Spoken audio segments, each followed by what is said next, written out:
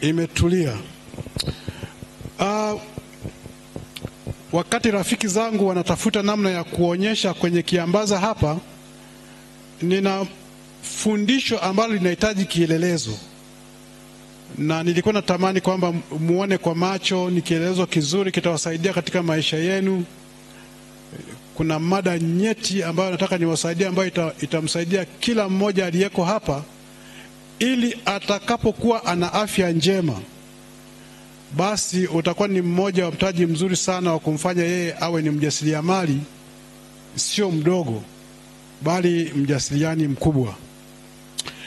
Lakini wanapoendelea kufanya hivyo, hebu ngoja nitoe kidogo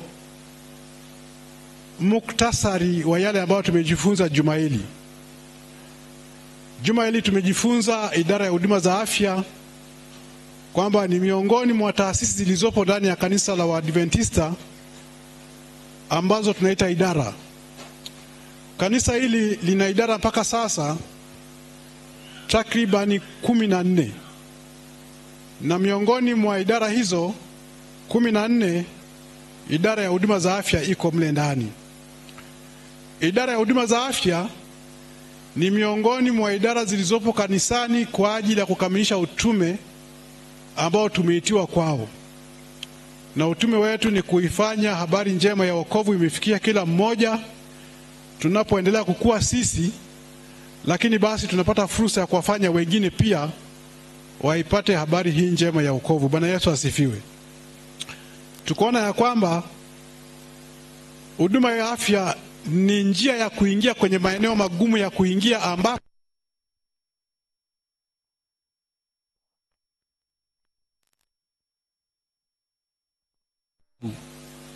lakini ukipeleka huduma ya afya, basi itasaidia ili baada ya muda watakapokuwa na hudumiwa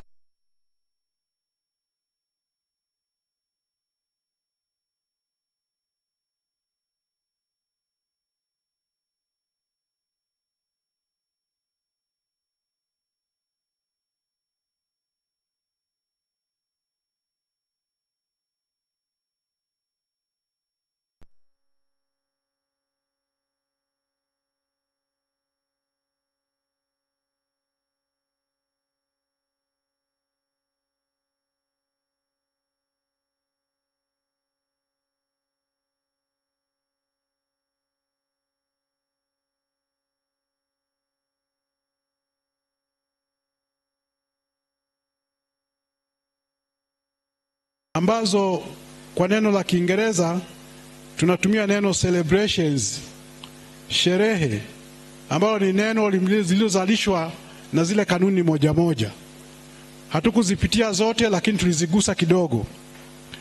Lakini idara ya huduma za afya imeenda mbali zaidi, na kwamba inapotokea mtu kaugua, basi kunakuwa na huduma ya tiba ambayo inafanyika kupitia taasisi ambazo zimefunguliwa au zimeanzishwa na kanisa, ambalo kwa jimbo hili la Kusini, huku Union ya Kusini, tuna vituo vya matibabu 12, na vituo hivi vyote vya matibabu, vituo 11 ni zahanati na kimoja ni polikliniki ambacho kiko Morogoro. Karibu kila jimbo lina angalau moja, mengine yamebahatika kuwa na 2, na mengine hata 3 hata 4. Kwa hiyo hivyo ni vituo vya afya. Lakini tukazungumzia habari ya kanuni za uendeshaji wa idara ya huduma za afya. Na katika kanuni hizi, kanuni ya kwanza tukasema ya kwamba iwe ni mafundisho, iwe ni shughuli ya kuhudumia wagonjwa, basi ni sharti izingatie Biblia inasemaje. Kwa hiyo rejea yetu ya kwanza ya kujipima sisi kama tunafanya kazi ya utume iliyo sahihi, ambayo haileti doa kwa kanisa, basi ni kupitia kuirejea Biblia inasemaje. Tukaona ya kwamba inawezekana Biblia ikawa imenyamaza, basi tukasema ya kwamba kanuni ya pili kutoka kwenye Biblia ni roho ya unabii. Roho ya nabii na hazina kubwa ya kila namna ya mafundisho ya afya na maelekezo. Lakini tukaenda mbali zaidi, tukasema kwamba unaweza ukashangaa Biblia imenyamaza kimya. Ukashangaa roho ya nabii imenyamaza kimya. Ndipo tukasema kama kanisa linatambua sayansi ya kweli iliyothibitishwa. Kwa hiyo tukasema kwamba unaweza kukosa kwenye Biblia, unaweza kukosa kwenye roho ya nabii, lakini ukija katika sayansi ile ya kweli, maana kuna sayansi zingine zinaweza sio za kweli, na sayansi ya kweli inathibitishwa kwamba imethibitishwa na inaweza karejelewa na makundi tofauti yenye uelewa. Kwa hiyo tukasema kwamba tunatumia sayansi ya kweli. Tukaenda mbali zaidi, tukasema kwamba kanisa lina miongozo. Hii miongozo inatufanya sisi tuwe wamoja, sisi tufanye kazi kwa kushirikiana, na miongozo, kila idara ina mwongozo. Idara wa akili kama tulivyoona kwamba kuna miongozo ambayo imeonekana pale. Na ile miongozo inatusaidia ikiwepo na mwongozo wa kanisa la Waadventista. Kuna sehemu pale inaelezwa kiongozi wa afya aweje, taratibu zifanyikeje, mafundisho yafanyikeje, mtu wa kutoa elimu kanisani aweje na sifa gani. Kwa hiyo yote hayo ni katika kufanya kazi iweze kuonekana kanisa limefanya vizuri. Lakini tukasema ya kwamba kuna mada zingine ni tata, ambazo unakuta kwamba hata kama ipo kwenye Biblia au iko kwenye roho nabii au iko kwenye sayansi, lakini bado ina utata. Mada mojawapo kama vile kuna wengine wanakubali chanjo, wengine wanakataa. Kuna wengine wanakubali dawa utaratibu wa chanjo ambazo tumezizungumza nyingi za watoto, zingine zilikuwa za COVID. Wengine wanasema hapana, wengine ndio. Kwa hiyo kanisa linakuja na kitu kinaitwa matamko. Yale matamko ni jinsi ambavyo kanisa linaamini baada ya kujifunza katika rejea mbalimbali. Basi inaonekana ya kwamba kwa tamko hili litasaidia kuleta kanisa katika uelewa wa pamoja. Kwa hiyo tuna matamko ya kanisa. Tukamalizia la 5, kuna miongozo ya mabaraza maalum. Kwa upande wa idara ya huduma za afya, tuna mwongozo wa baraza la lishe la General Conference, ambalo linazungumzia sana kwa kina kuhusiana na lishe ambazo tunatumia. Hapo ndio utaona kwamba kwa yule ambaye ameacha labda kula nyama, ameacha kula na maziwa, ameacha kula na mayai, sasa anaelekezwa afanyeje. Kwa hiyo ile miongozo inatusaidia sisi kama Waadventista kuondoa zile dukuduku ya kwamba hapa kanisa linasemaje. Kwa hiyo mtagundua kwamba kuna taratibu za kutufanya idara tuweze kufanya kazi vizuri. Bwana Yesu asifiwe. Kwa hiyo hiyo ni miongoni mwa mambo ambayo tumeyazungumza. Mengine tulijadiliana kama maswali, siwezi kuyarejea yote, kwa wale waliokuepo basi wamepata. Ila siku ya leo unapofikia muda wa kwenda kuagana, nikiwa natarajia kwamba saa 1 na mimi nitakuwa nasafiri kuelekea Morogoro ambako familia yangu ipo, ili angalau nipumzike kwa muda wa mchana huo wa kesho, na kesho hiyo jioni nitakuwa narejea kuelekea Dodoma ambako kuna kongamano la kitaifa la maonyesho ya afya litakalofanyika pale Jakaya Kikwete katika ukumbi ule pale. Kwa hiyo nikawa ni miongoni mwa waalikwa. Mkurugenzi wa Union ya Kaskazini na mkurugenzi wa Union ya Kusini wamealikwa kwa ajili ya kwenda kuwakilisha pale. Kwa hiyo ni vyema tukafanya ile huduma ili kuwa wamoja, maana tunafanya kazi ya aina moja. Ila nikawa najiuliza mchana wa leo, hivi niache zawadi gani kwa watumishi hawa? Nimepata zawadi 2. Bwana Yesu asifiwe. Nimepata zawadi 2. Ninakuomba usikilize kwa makini, itakusaidia sana katika maisha yako. Zawadi ya kwanza ina kichwa kinachosema tathmini ya afya. Nimesema nini? Tathmini ya afya. Kwa neno la Kiingereza tunatumia neno healthy evaluation au medical examination au medical check-up. Itakusaidia sana. Ninaamini kila mtu itamgusa ikiwa na pamoja na mimi. Na hivyo kuna baadhi ya vitu ambavyo itakuwa kama sehemu ya vielelezo, na uyumkini hizi dokumenti ambazo ninatumia kwa siku ya leo nitaziacha kwa mchungaji na wote mtazipata. Kwa hiyo tathmini ya afya. Tuombe. Baba yetu na Mungu wetu mtakatifu, tunakushukuru sana kutupatia fursa hii. tunataka kujitathmini afya zetu. Tunaomba turehemu, tusaidie, ili tutakapotoka tujue kwamba hii mili ambayo si yetu ni yako, basi tutaenenda sawa sawa na mapenzi yako. Ndivyo tunavyoomba katika jina lako Yesu, amina. Unaweza ukajiuliza swali, hata mimi naweza nikajiuliza, ni mara ya mwisho lini niliamua kwa makusudi maalum kujitathmini afya yangu, ikijumuisha mambo yafuatayo: uzito wangu, urefu wangu, ukubwa au upana wa kiuno changu, wingi wa damu yangu, presha yangu, sukari yangu ikoje, na vitu vingine vyote. Kila mmoja ajiulize tu, uliwahi kufanya? Kwa hiyo hii medical check-up au tathmini ya afya ina maana yake moja. Hii ni uchunguzi wa kimatibabu wa mwili unaofanywa na mtaalamu wa afya ili kutathmini hali ya afya ya mtu huyo kwa wakati huo, ustawi wake, na kufanya baadhi ya vipimo vitakavyoonekana vya muhimu kwa kadri tutakavyoona huku mbele baada ya kufanyiwa mahojiano. Kwa hiyo ni tathmini ya wewe kwenda kwa wataalamu wa afya hapo ulipo. Yumkini ukiwa unaumwa au haumwi, lakini umekusudia kwenda, na unapofika pale basi unasema nimekuja, nataka kujua hali yangu ya kiafya. Ndipo utapewa taratibu za jinsi ya kufanya.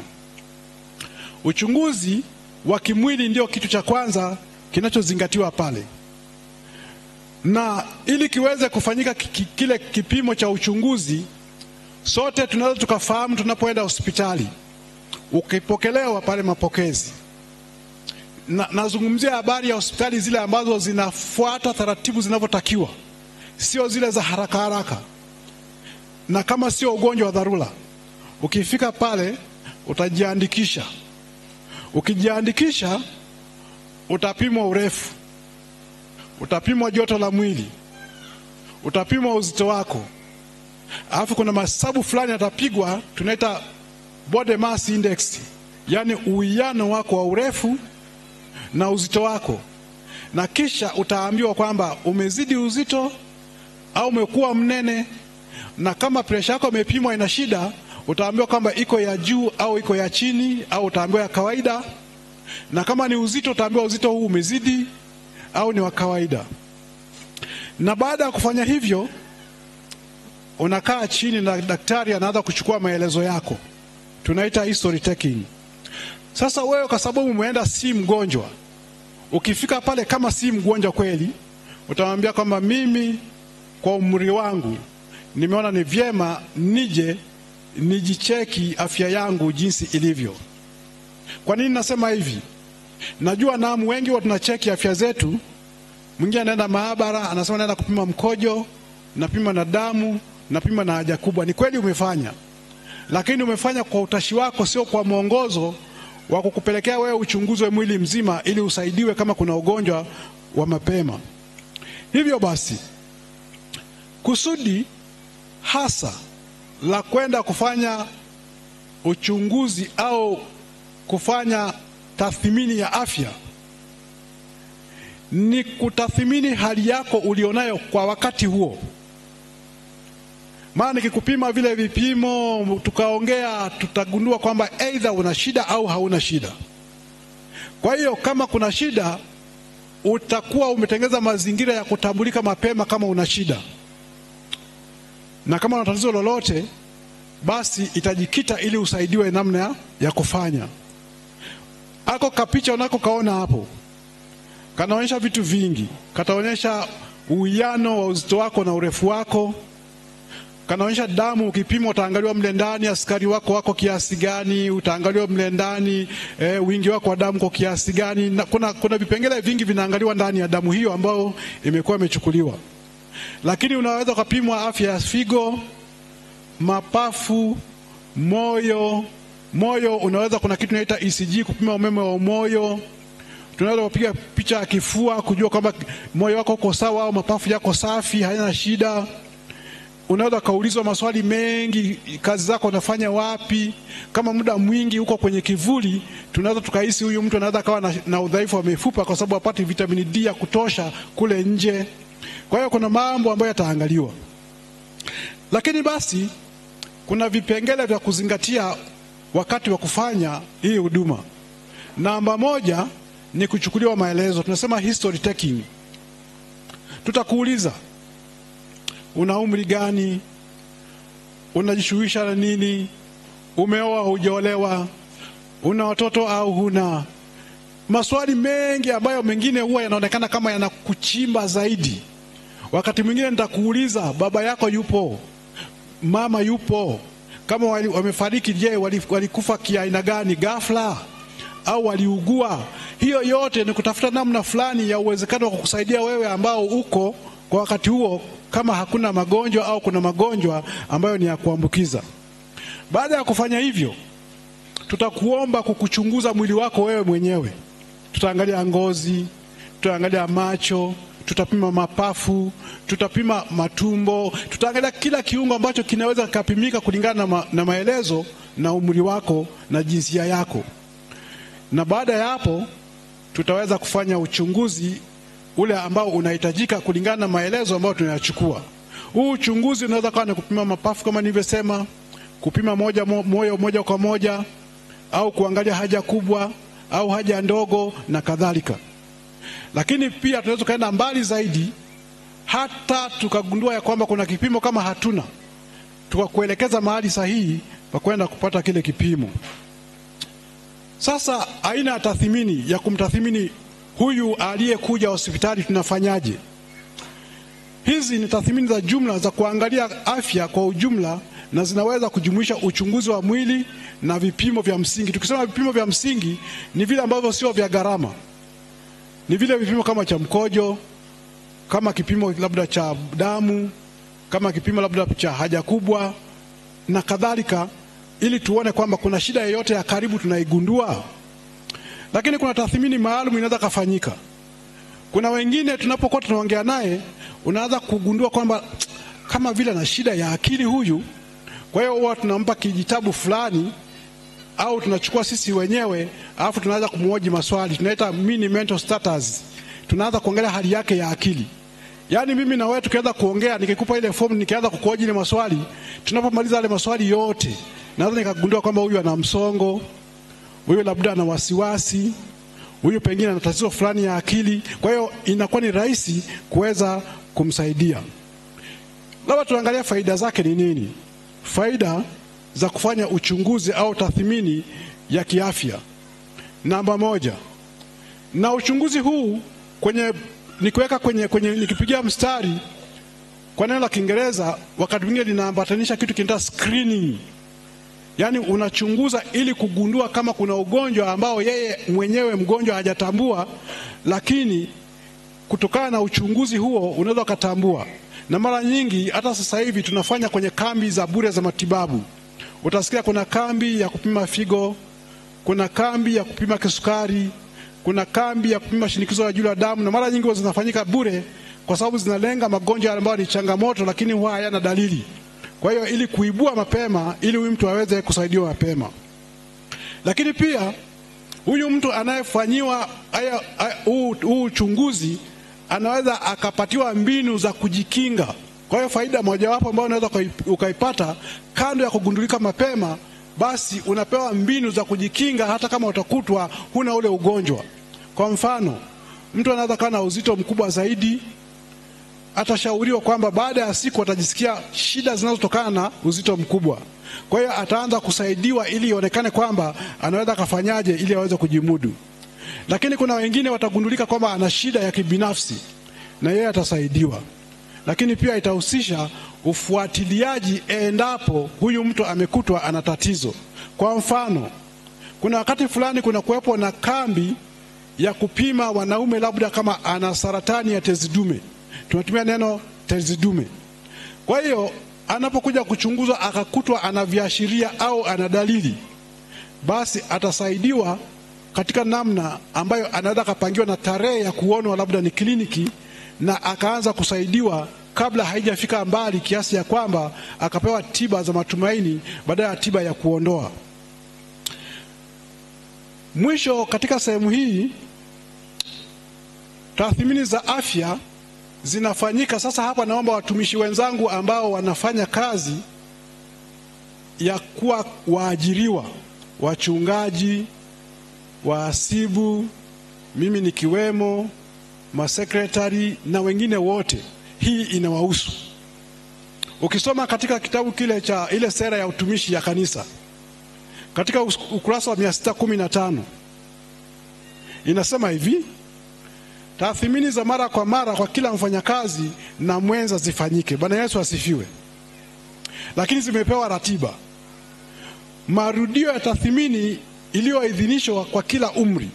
Kwa hiyo kwa mfano, nikiajiriwa, mimi ninapoajiriwa, labda nimeajiriwa nikiwa na miaka 18 hadi 30, natakiwa nifanyiwe tathmini ya afya yangu kila baada ya miaka 6. Bwana Yesu asifiwe. Tuko pamoja watumishi wenzangu? Mmewahi kufanya tathmini, kufanya medical examination, medical evaluation? Haya, namba 2, wale wenye miaka kati ya 31 mpaka miaka 40 wanatakiwa angalau wafanyiwe tathmini kila baada ya miaka 3. Namba 3, wale ambao wana miaka kuanzia 41 mpaka 60 wanatakiwa wafanye kila baada ya miaka 2. Namba 4, wale wenye miaka kuanzia 61 na kuendelea wanafanya kila mwaka 1. Kwa nini tunasema hivi? Kwa sababu kadri tunavyoendelea katika maisha, umri unakaribisha na magonjwa mengi, kwa sababu kadri tunavyoendelea kukua ndivyo ambavyo tunaendelea kuchakaa.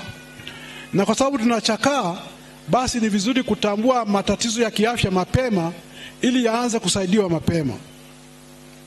Na mwisho kabisa, kwa wale ambao ni watumishi, niwakumbushe ya kwamba kama unakusudia kufanya tathmini ya afya yako, ni vizuri utoe taarifa kwa uongozi mwaka mmoja kabla, ili bajeti yako iweze kuingizwa, ili mwaka unaofuata uweze kufanyiwa hiyo tathmini.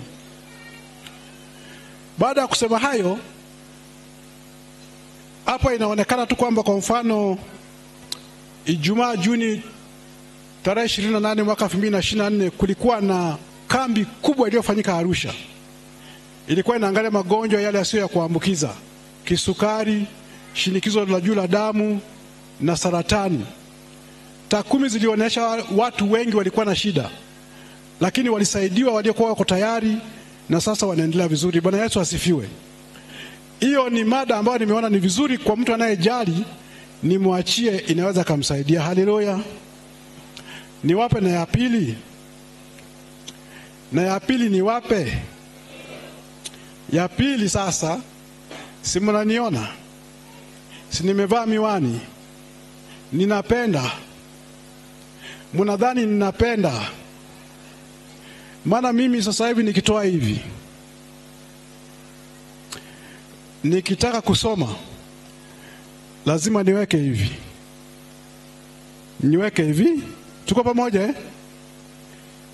Nikiweka hivi hapa, aidha yatafifia au nitaona kama yanapandana pandana, au nitaona kama vile mwanga hautoshi. Nitaanza kutafuta kwenye kadirisha ambako kuna mwanga, na sogeza hivi ili niweze kuona. Sikuanza hivi. Nitoe kisa fulani. Mwaka 2015 nikiwa darasani, kwa wale wanaokumbuka, nilikuwa Dodoma. Nilikuwa nimekaa kwenye kiti ninafanya mtihani, ni siku ya kufanya mtihani wa kumaliza mwaka. Bwana, jua likapatwa na mwezi. Halo? Jua likapatwa na nini? Jua lilipopatwa na mwezi, kale kakivuli sikakaongezeka jamani. nilipambana na ule mtihani kwa ugumu, siwezi kuona vizuri, maandishi yote naona yanafifia. Lakini wale vijana niliosoma nao ni vijana, wanateleza tu.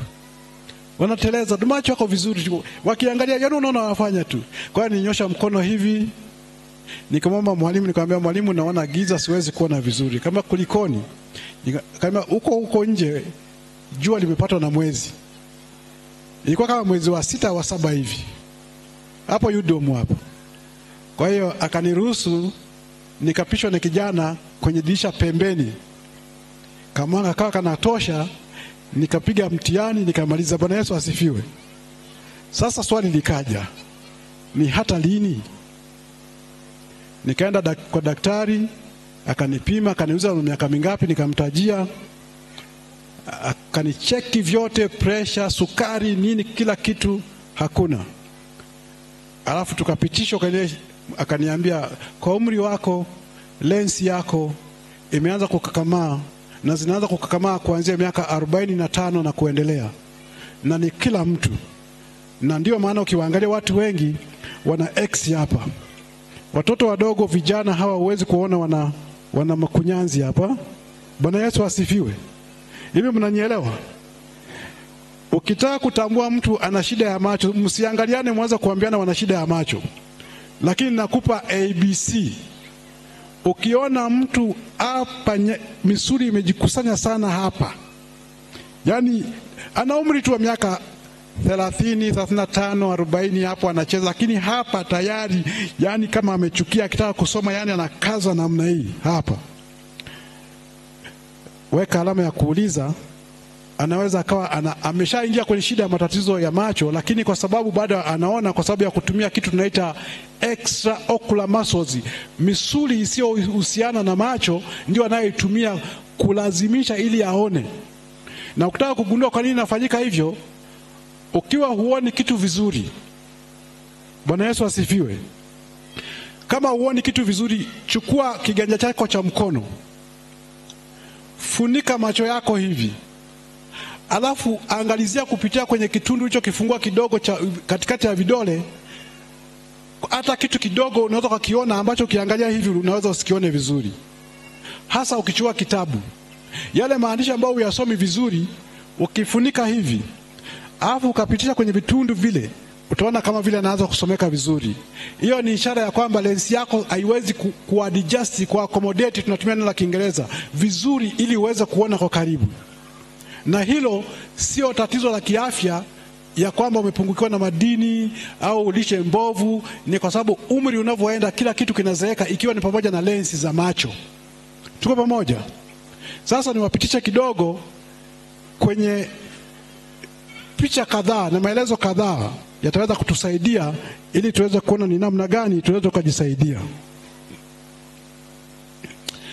Katika slide hii ni afya ya macho. Kwa usomaji wa kiafya,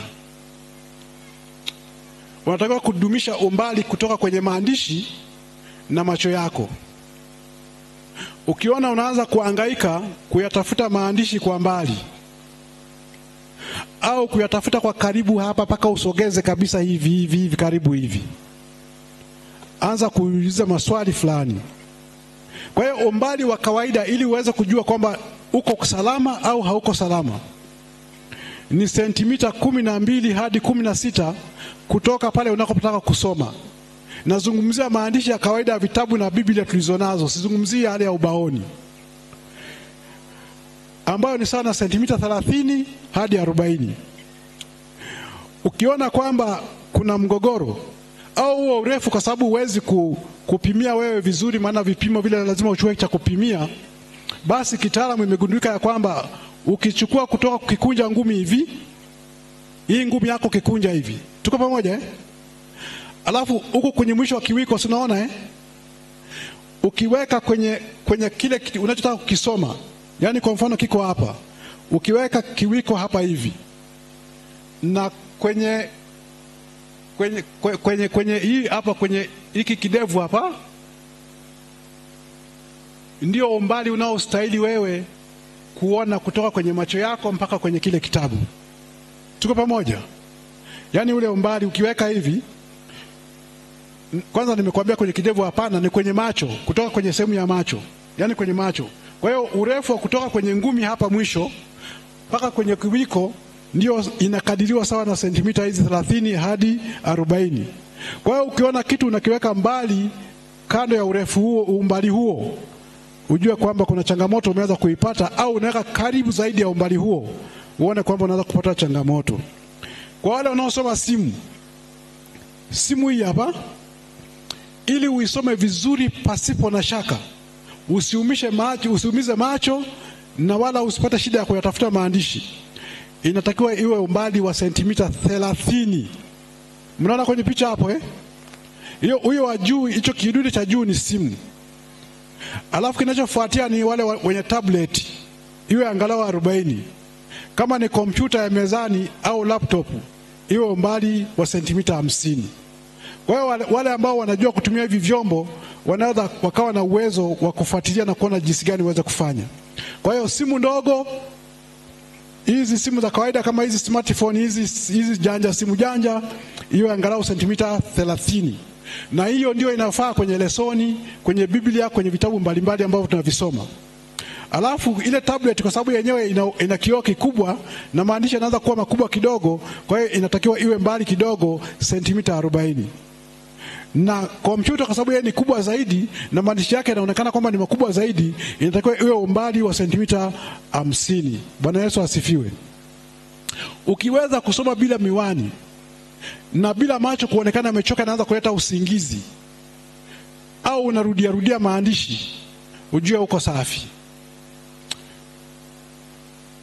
Pendekezo la jumla la umbali nimelizungumza sana, lakini kuna vitu vya kuzingatia. Huo umbali wa kusoma mzuri nimeusema ndio umbali ulio muafaka. Utafiti unaonyesha kuna kitu neno inatumia ergonomics ya binadamu, yani ule uwezo umbali muafaka wa kuona, unasema kwamba hii inapimwa kwa kuweka ngumi. Niliyosema ngumi kule kwenye mwisho nadhani nimeshaelezea. Ila watu wale ambao wana shida ya macho, wewe unaweza kauonaje? Kapicha kako kama hapa. Mumeona Hata hapa sasa hivi ukimwita mtu asome mafungu au ukuziaji au anasoma zaka na sadaka, ukiona tu anaanza kwenda mbali kidogo akitafuta kule ambako kuna kamwanga, unaona anasogea hivi, alafu hawezi kuweka ile size ya kawaida, anaanza kufanya hivi, wakati mwingine mpaka anapindua hivi, anafanya hivi, alafu kama alisahau miwani atakwambia nimesahau miwani, naombeni mnipe. Bwana Yesu asifiwe. Huyo hayuko salama, ni vizuri achukue hatua fulani. Kwa hiyo ni kitu kizuri, na hili ni tendo linaloitwa kwa watu wazima kuanzia miaka 40, 45 kuendelea. Ni tatizo linaloitwa presbyopia, uwezo wa kutokuona vizuri vitu vya karibu, lakini vitu vya mbali vyote vile kule anaona vizuri tu kama ninavyoona huko kila kitu, lakini ninapofika nataka kuona vitu vya karibu anaanza kukua na changamoto. Hapo ajue kwamba anahitaji usaidizi. Kwa nini watu wengi hawagundui? Kwa sababu watu wengi wanafanya shughuli za kuona vitu vikubwa. Ni mkulima, ni mfanyabiashara, anahesabu hela, ni mfugaji, ila watu wa ofisini ndio wanaweza kaelewa vizuri zaidi mambo haya. Na ndio kwa sababu wao wanashughulika na vitu vidogo vidogo vya kuona, kama maandishi kidogo, kasimu kidogo, kanini. Kwa hiyo anaanza kuona ile shida. Wale ambao hawashughuliki na vitu vidogo, anapokuja kuanza kugundua kwamba hata kuingia ndani ya nyumba anaanza kupamia vitu, kumbe ugonjwa umefika mbali, na hivyo matibabu yake yanakuwa na changamoto zaidi. Tuko pamoja? Sasa kwa wale ambao wanatumia hivi vifaa mbalimbali kama simu, kompyuta, kuna kitu inaitwa mkazo wa macho, eye strain. Ukisoma utagundua baada ya muda unachoka kabisa, wakati mwingine hata usingizi unaweza kaanza kuja. Ukiona hivyo tafuta muda wa kupumzika. Na hapa kuna utaratibu wa 20-20-20. 20 kwa 20 kwa 20. Maana yake ni nini? Kila baada ya dakika 20, kama unatumia kompyuta au simu au tablet, tumia sekunde 20 kuhamisha kutoka kwenye kile kioo uangalie kitu ambacho kiko umbali wa futi 20 kwa sekunde 20. Utakuwa umeyafanya macho yasikae katika mkazo wa kuangalia kitu kifupi kwa muda mrefu ili kuyaumiza na kuumiza ubongo. Uangalie kwa mbali ili kuyapumzisha macho. Kwa hiyo ndio maana ikapewa 20 20 20 20. Kila baada ya dakika 20 pumzisha macho. Unapumzisha wapi? Kuangalia kitu ambacho kiko umbali wa futi 20 kwa sekunde 20. Wangapi wamenielewa? Ukishika simu yako, hii simu hii hapa, wale watu watamthilia na wale wanaosoma, kuna watu watamthilia wanaangalia, yani anaangalia utafikiri kwamba atapata pesa baada ya hapo. Kwa hiyo ukiangalia kwa muda wa dakika 20, tumia dakika 20 kuangalia kitu kingine cha mbali, sekunde 20, sekunde sio dakika, sekunde. Uangalie yani unahamisha ule mkazo na ule uchovu wa kutumia nguvu nyingi kuangalia kitu cha karibu, macho unayapumzisha. Alafu ukishapumzisha baada ya sekunde 20 unarudi unaendelea. Kwa hiyo uwe na tabia ya kila dakika 20 pumzisha macho. Na kompyuta zingine sasa hivi zina program inakuepo, unapotumia baada ya dakika 20 inatoka message, inaonekana umeangalia kwa muda mrefu, unaweza kupumzika. Kama wewe uitaki, unabonyeza unaiondoa, kwa hiyo unajiumiza. Lakini pia nawakumbusha na wale watu kwa upande wa masikio wanaotumia zile earphone, ukitumia kwa muda mrefu unaanza kupoteza usikivu. Baadaye utakuwa unaitwa kwa nguvu zaidi ndio usikie, au wewe unaongea kwa nguvu kidhani wengine hawasikii. Kwa hiyo na yenyewe inashauriwa baada ya muda wa nusu saa utoe, upumzishe kidogo ndio urudishe.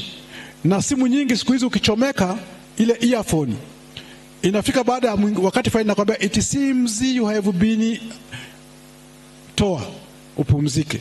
Bwana Yesu asifiwe. Kwa hiyo kuna wakati wa kuhitaji miwani ya kusoma. Iwapo unajikuta unajikaza kusoma mara kwa mara ukiwa umbali mzuri, fikiria kushauriana na daktari wa macho kuhusu tiba au kupata miwani ya kusomea. Umbali wa kompyuta kwa skrini za kompyuta, umbali wa inchi 20 hadi 18 hadi 20 mara nyingi hupendekezwa. Kwa hiyo wale ambao tunatumia makompyuta, usilisogelee sana na usiwe mbali sana, lakini iwe ni inchi 18 hadi 20 au sentimita 30 hadi 40. Bwana Yesu asifiwe. Kwa hiyo tunapendekeza ya kwamba watu wote, kama inawezekana, kwa mwaka angalau mara moja ukafanye uchunguzi wa macho yako.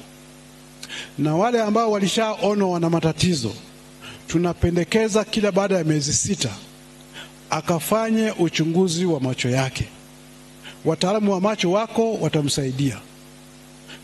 Zingatia, wale wote wanaoishi kiafya wakizingatia ulaji mzuri ambao una virutubisho vyote, wanaweza wakachelewesha hali hii. Ndio maana wale ambao wanaanza kuwa na shida ya uono mapema, wakipewa virutubisho ambavyo vina vitamini A kwa wingi, au wakala vyakula ambavyo vina vitamini A kwa wingi, uono wao unaanza kuwa mzuri. Lakini kadri umri unavyoenda, baadaye watapishana kati ya virutubisho na umri. Kwa hiyo mwisho wa siku atahitaji visaidizi vya kuona. Kwa hiyo kuvaa miwani sio fedheha. Inakusaidia wewe kupunguza kuumia macho yako, ambayo baadaye unaweza ukafika miaka kadhaa ukakutana na upofu wa haraka kabla ya wakati wake. Bwana Yesu asifiwe. Kwa hiyo tunapomalizia, unapokuwa unasikia kambi ya matibabu ya bure popote pale, kwa kuwa ni bure, wewe nenda. Kwa sababu hata hivyo, hata usipoenda, kutokwenda kwako, kama shida ipo tu. Mara nyingi watu wanaogopa kwenda kufanyiwa uchunguzi au tathmini ya kiafya, akiogopa, je, nitakutwa na nini? Kwa hiyo ukitanguliza hiyo hofu, itakusaidia kujiridhisha wakati huo kwamba hukwenda. lakini baada ya muda utakapoenda, uenda bahati mbaya ukauliza kaswali kafuatako, mbona umechelewa, ulikuwa wapi? Alafu ndio utajieleza maneno mengi, lakini ukweli ni kwamba ulikuwa umefanya nini? Umechelewa. Bwana Yesu asifiwe. Kwa hiyo nilikuwa na mada mbili hizo, nimeona ni vizuri angalau katika kuagana, Mungu atusaidie. Inanigusa na mimi, inagusa na wewe. Fanya tathmini ya afya yako angalau mara moja kwa mwaka. Kama una fedha, kila mwaka. Kama una changamoto ya kifedha, panga kila baada ya muda fulani. Lakini kama mwajiri wako anapendekeza kila baada ya muda fulani kwa sisi watumishi, basi nenda kafanya hivyo, ili shida ikikutwa tusaidiane mapema. Bwana Yesu asifiwe. Muda wangu niliambiwa mpaka na dakika 15, ni dakika 9. Bwana Yesu asifiwe. Na mimi nazitoa zawadi kwa mchungaji Mshola. Bwana Yesu asifiwe. Mchungaji Mshola, hii ndio habari yenyewe. Jina la Bwana litukuzwe. Kipindi chetu kimeisha. Bwana Yesu asifiwe. Bwana Yesu asifiwe. Watakao tamani kuongea na mimi, ninapatikana na namba ifuatayo, mnaweza mkainakili kama mnapenda. Mchungaji Mshola, unapokaribia kuchukua maiki yako, namba yangu ni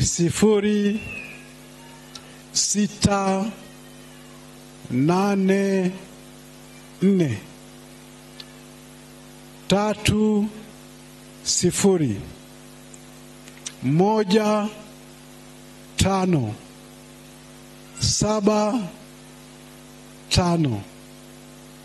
Nipigie wakati wowote kuanzia saa 3 asubuhi mpaka saa 11 jioni. Baada ya hapo usinipigie, ila unaweza kunitafuta kama ni dharura na wewe unashuhudia ni dharura. Lakini kama ni kusaidiana kwa kawaida tu, basi nitafute muda huo wa kazi. Ile jioni na mimi naweza kashangaa kama sikupokei, au ukasema huyu mbona hapokei, ni jeuri. Lakini kumbe nimeingia kwa mzee Suleimani, ninalisha kuku au ninafanya mazoezi kwa ajili ya afya yangu. Bwana Yesu asifiwe. Na kuna wengine wamenipigia, ninaona. Basi Mungu awabariki kwa kuwa imefika hapa kwangu, ndio yenyewe. Haleluya. Mungu awabariki katika jina lake Yesu. Amina. Basi tusimame tuombe tunapofunga kipindi chetu. Nimeziona nyingi tu zimeingia hapa, miskoru ndio yenyewe hiyo. Mungu wetu na Baba yetu, nakushukuru sana. Tunakuja mbele zako baada ya tathmini ya mafundisho haya na maelekezo na mazingatio ambayo umetupatia. Sisi ni watu, tunaweza tukawa tuna changamoto ya uelewa hata kusahau. Tunaomba turehemu, tupatie uwezo wa kuzingatia na kuyaweka kwenye vitendo. Hata hivyo, pamoja na uhuru uliotupatia, tukumbushe ya kwamba mili hii si mali yetu, ni mali yako, na kupitia kwako ndio tunapata kanuni za kuishi sawa na mapenzi yako. Tusaidie, ndivyo tunavyoomba katika jina lako Yesu. Amina.